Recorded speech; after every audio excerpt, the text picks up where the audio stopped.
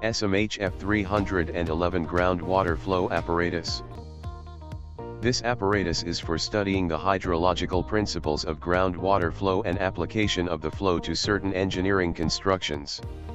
The apparatus consists of a square tank supported on epoxy painted steel frame.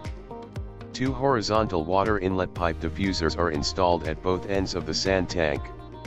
Two vertical outlet wells are installed next but interior to the inlet diffusers.